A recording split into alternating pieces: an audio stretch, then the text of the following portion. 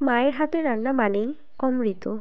Hello সবাইকে। আমি খেতে চেয়েছি বলেই আজ মা বাঁধাকপি ঘন্ট রান্না করছে। তো মা এখানে সব রেডি করে নিয়েছে। এরপর সামান্য গোটা মশলা পাটায় বেটে নিচ্ছে। জিরা, তেজপাতা, দারচিনি, এলাচ আর এক টুকরো আদা বেটে নিয়েছে। এরপর কড়াইতে তেল দিয়ে কেটে রাখা আলুগুলো লবণ হলুদ দিয়ে ভেজে নিচ্ছে। সবার মায়ের রান্নাই সবার কাছে প্রিয় হয়ে থাকে। পৃথিবীর সকল মায়ের প্রতি আমার শ্রদ্ধা। সব মায়েরা ভালো থাকুক, সুস্থ থাকুক।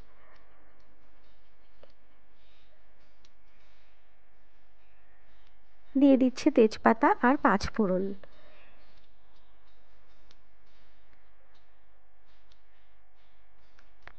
এরপর বাঁধাকপিগুলো দিয়ে দিচ্ছে।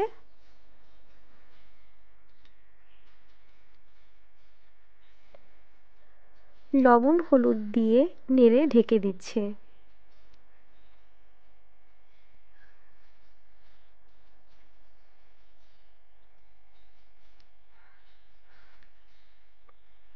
আগে থেকে ভেজে রাখা আলুগুলো দিয়ে দিচ্ছে।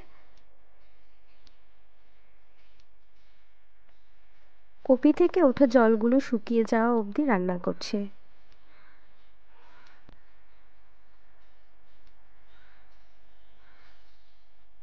এরপর বেটে রাখা মশলা দিয়ে দিচ্ছে আর দিয়ে দিচ্ছে সামান্য জল।